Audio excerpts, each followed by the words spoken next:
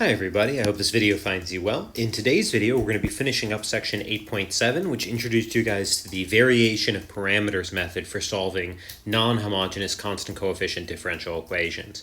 In the previous video, we sort of worked through how you would set up the variation of parameters method when working with a second order non-homogeneous constant coefficient equation. In this video, we're going to briefly talk about how you would extend the variation of parameters method for any order non-homogeneous constant coefficient differential equation, and then take a look at one example of using this extension. Now, in the previous video, we went through a pretty formal sort of explanation of where the variation of parameters method comes from. We're not going to really redo too much of that in this video. Instead, we're just going to sort of follow the natural extension of that order 2 method. So, let's suppose that we have a constant coefficient non-homogeneous differential equation, so something of this form. So we have the nth derivative of y plus a1 times the n minus first derivative of y plus dot dot dot dot all the way down to an minus 1 times y prime plus an times y equals that non-homogeneous component f of x. Then we're going to suppose that, in terms of notation, y1, y2 through yn, they form a basis for the solution space of the corresponding homogeneous equation. Again, remember that since the corresponding homogeneous equation would be nth order, the solution space would be dimension n, which is why we have y1 through yn there. Just like in the second order case, we're going to assume that we can find a particular solution that is of the form u1 y1 plus u2 y2 plus dot dot dot down to un yn, where those u1 u2 through un, those are our varying parameters. So instead of being constants, they're actually functions. Then we're going to have u1 u2 through un satisfy a system of equations. Now in the previous case, we had to satisfy one additional constraint, and then sort of the second equation came from actually needing to solve the differential equation. When we're doing this with an nth order, what we actually do is we do n minus 1 constraints. So all of these are constraints that we basically put onto the type of parameters that we're looking for. So we require that u1 prime y1 plus u2 prime y2 plus dot dot dot un prime yn equals 0.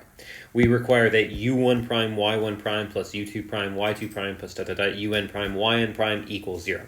And we go all the way down until we have the n minus 2 order derivative. So all of those must be equal to 0. Now, the thing that we're going to skip in this video is showing that if you plug in all these constraints into this equation, you get this final equation, which says that u1 prime y to the n minus first derivative plus u2 prime y2 to the n minus first derivative plus dot dot dot un prime yn to the n minus first derivative equals f of x is the last equation that must be true to actually solve this thing.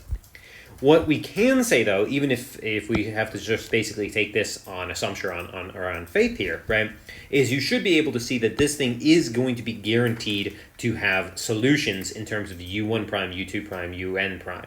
Why is that? Well, again, if you think about u1, u2, and un prime all as your actual unknowns, and the y1, y2, yn, y1 prime, y2 prime, yn prime, y1, n minus 2, y2, n minus 2, yn, n minus 2, so on. If you think about those as your coefficients, then the coefficients of this system are the Wronskian of y1, y2 down to yn, which we know since y1 through y2 through yn are linearly independent, that Wronskian is guaranteed to be non-zero, which means we have a system of equations with a determinant that is non-zero, guaranteeing that there is a unique solution to this. So once again, there will be a unique solution for u1 prime, u2 prime, un prime in this situation.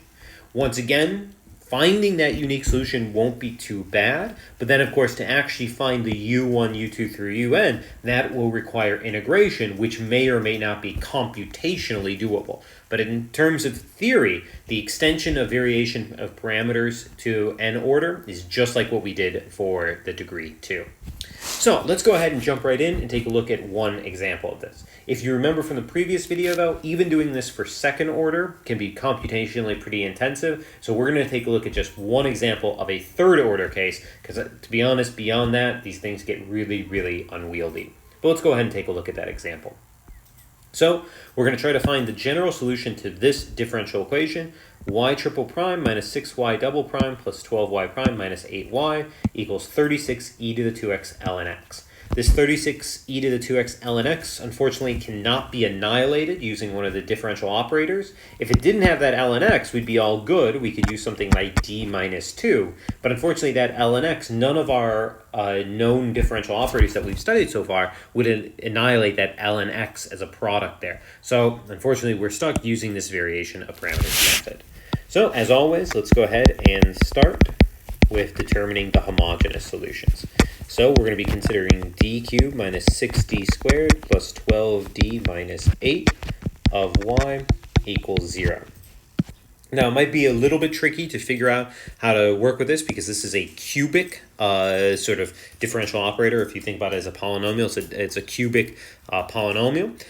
You can guess some roots, though, here. Rational roots theorem tells us that the integer solutions, the possible integer solutions have to be things like plus or minus 1, plus or minus 2, plus or minus 4, plus or minus 8, things that divide into that 8 there. If you check something like 1 isn't going to work because we'll get like 1 minus 6 plus 12 minus 8. That's not going to be 0. Something like 2 is going to give us like 8 minus 24 plus 24 minus 8. Oh, that sounds good. So we can actually try some long division. We can take d minus 2 into d cubed minus 6d squared plus 12d minus 8. Probably should do this in terms of the polynomial rather than the operator, but whatever. It's all good. D squared, d cubed there, minus 2d squared. Looks like we should get minus 4d squared, so then we'd have minus 4d. Carry down that 12d there, minus 4d squared. Then we get a plus 8d. Looks like we get 4d, carry down that negative 8. Looks like we'll need a plus 4. So that'll be 4d minus 8. Yep, divides evenly like we knew it would. So we now know that this is equivalent to d minus 2 and d squared minus 4d plus 4. So now we have this as d minus 2, d squared minus 4d plus 4 of y needs to be 0. We can go ahead and factor that quadratic now. D squared minus 4d plus 4. That factors as d minus 2 and d minus 2. So if we put all that together, it looks like we have d minus 2 cubed of y equals 0. So what this tells us is our roots here. We only have one root, r equals 2, but it does have multiplicity 3. So that tells us that our homogeneous solutions, which have to be 3-dimensional here, there's going to be 3 unknown constants, looks like it's going to be c1 e to the 2x plus c2x e to the 2x. And then since we have multiplicity 3, we go one step further, c3x squared e to the 2x. So all the homogeneous solutions look something like that. So there we go. We've got our homogeneous ones. Now we're ready to go ahead and look at the variation of parameters. So let's move that on to the next one here. So now we want to find y sub p using variation of parameters. So y sub p should be of the form u1y1 plus u2y2 plus u3y3. That's what we're saying in general when we're working with a third order. For us, that's going to be u1, y1 was e to the 2x, plus u2x e to the 2x, plus u3 x squared e to the 2x, because e to the 2x, x e to the 2x, and x squared e to the 2x, those were our basis for our homogeneous solution space. All right, what do we know about that? What these need to sort of solve, or what can we say about the u1, u2, u3? Well, we know that u1 prime y1 plus u2 prime y2 plus u3 prime y3, that's going to need to be 0. As an equation, and again, when I write out the equation, I usually put these guys forward because they're going to be sort of your coefficients, if you will. So I guess that's going to tell me that e to the 2x, u1 prime, plus x e to the 2x, u2 prime, plus x squared e to the 2x, u3 prime is supposed to be 0. The next one is going to be that u1 prime, y1 prime, plus u2 prime, y2 prime, plus u3 prime, y3 prime is also supposed to be 0. And when we were doing the two-dimensional, this would be equal to f of x, but with three-dimensional, you have two constraints here, so your first two sort of equations are both equal to 0. So derivative is going to be 2e to the 2x, u1 prime. Derivative of this guy, a little bit messy, but it looks like it's going to be e to the 2x plus 2x e to the 2x, u2 prime, plus, and then looks like we're going to have 2x e to the 2x plus 2x squared e to the 2x, u3 prime equals 0. And then finally the last equation, u1 prime y1 double prime plus u2 prime y2 double prime plus u3 prime y3 double prime is supposed to be our f of x here. So we need to take derivatives again. So it looks like it's going to be 4e 2x u1 prime plus, things are going to get pretty messy in here, but it looks like we're going to get 2e to the 2x plus 2e to the 2x plus 4x e to the 2x. And all that will be times u2 prime. No way that I'm going to be able to fit all the rest on there, so we'll just go on to another line. So plus, now a derivative of this here, so it looks like it's going to be 2e to the 2x plus 4x e to the 2x plus 4x e to the 2x plus 4x squared e to the 2x, and that's u3 prime. And that is all supposed to be equal to our f of x, which is this stuff over here, 36 e to the 2x ln x. Okay, this is pretty horrendously messy, so let's go ahead and immediately turn it into a more sort of useful matrix form. So our first one has coefficients e to the 2x, x e to the 2x, and x squared e to the 2x. Next one has 2e to the 2x. And I guess we can clean things up there a little bit. That's 2x plus 1 e to the 2x.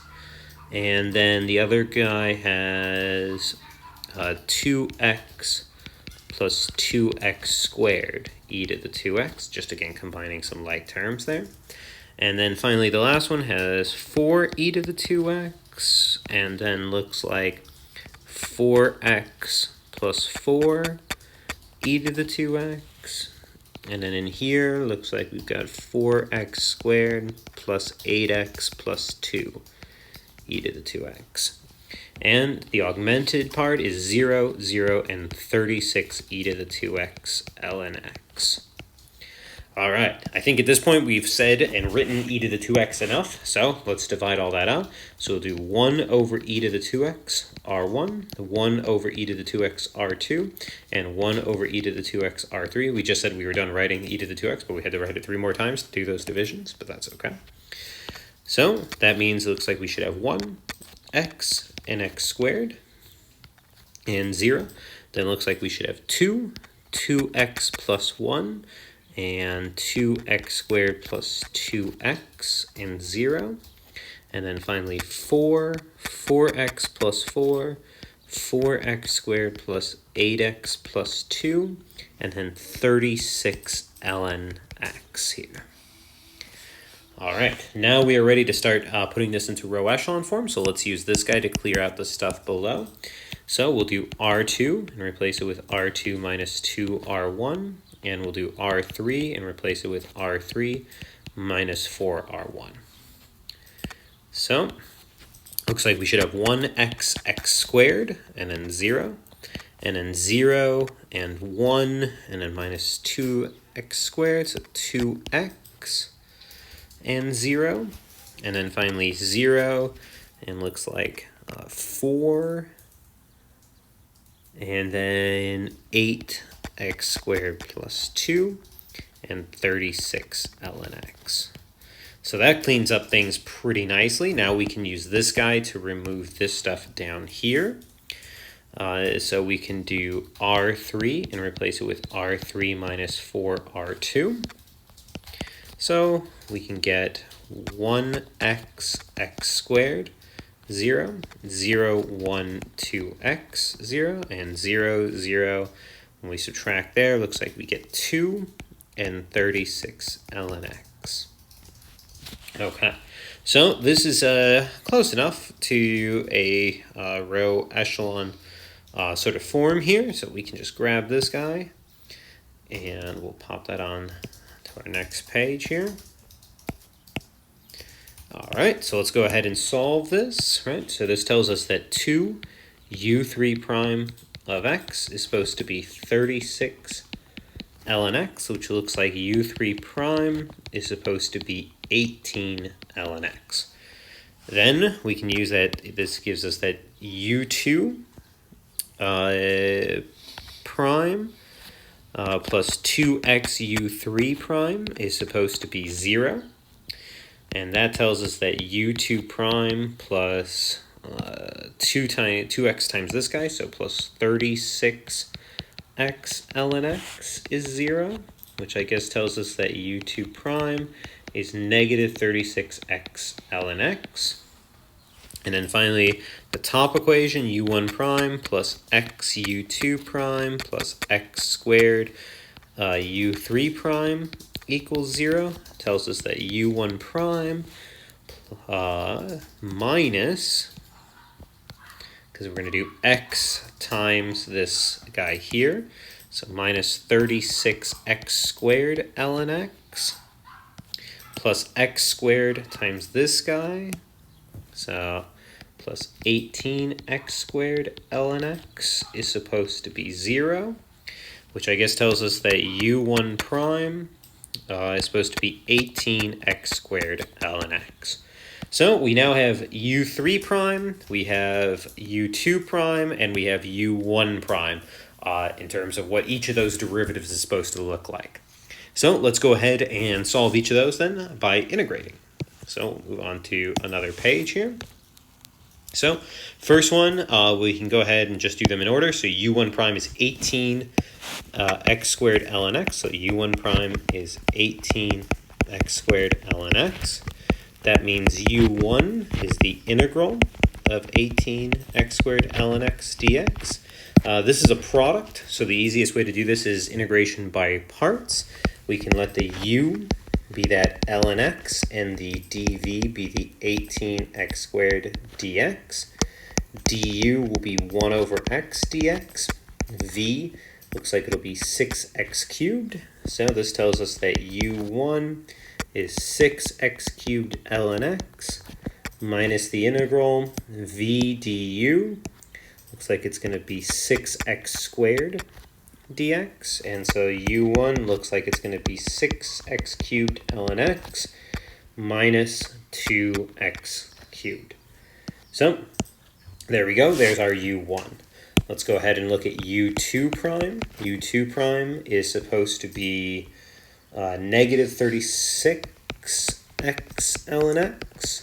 So u2 should be the integral of negative 36x ln x dx. Same trick, we'll let u be ln x, dv be that negative 36x dx. The du is 1 over x dx. V is going to be negative 18x squared. That means that u2 looks like it's going to be negative 18x squared ln x plus the integral of 18x dx. So u2 looks like it's going to be negative 18x squared ln x plus 9x squared. Okay, we've got one more of these. u3 was supposed to be u3 prime was supposed to be 18 ln x. So u3 will be the integral of 18 ln x dx. Remember, integrating ln is the trick where you're going to let u be ln x and the dv just be the dx. I guess we can make it the 18 dx just to carry the same format that we've been using here. So our dv will be our 18 dx. du will be 1 over x. v will be 18x. So u3 will be 18x ln x minus the integral of 18 dx. This guy should have a little dx there. And that looks like u3 is 18x ln x minus 18x. Delightful. Triple integration by parts there.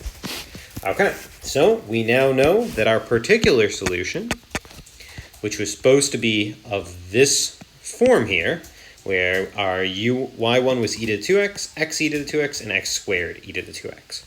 So let's go ahead and see what that's going to look like. It's going to be 6x cubed ln x minus 2x cubed e to the 2x plus negative 18x squared ln x plus 9x squared x e to the 2x plus 18x ln x minus 18x x squared e to the 2x.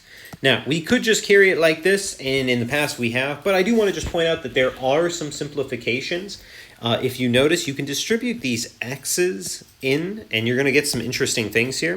You can actually see that the particular in this case is x cubed ln x minus 2x cubed e to the 2x. Plus, let's distribute that x in, negative 18x cubed ln x plus 9x cubed e to the 2x. And let's distribute that x squared, 18x cubed ln x minus 18x cubed e to the 2x. Now notice everything is e to the 2x, so we can actually combine these. And it looks like our y particular should be this and this are going to cancel, so we're going to get a 6 there. So 6x cubed ln x, and then minus 2x cubed, a 9x cubed, and that looks like minus 11.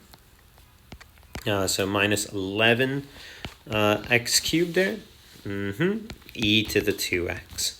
So there's a nice simplified version of our particular, which means that our general solution is y equals the linear combinations of the homogeneous, so e to the 2x, c2x e to the 2x, plus c3x squared e to the 2x, and then plus this particular solution that we just figured out, 6x cubed ln x minus 11x cubed e to the 2x. So there we go. We found our general solution for this non-homogeneous constant coefficient third order differential equation. Again, as you guys can sort of see here, even though variation of parameters in theory is very easily extendable to these higher order situations, computationally it gets very, very intensive here. So we're not going to see too many more examples of this. In our next video, we're going to move on into section 8.8 and take a look at a non-constant coefficient linear differential equation and learn how to solve that through an application of substitution.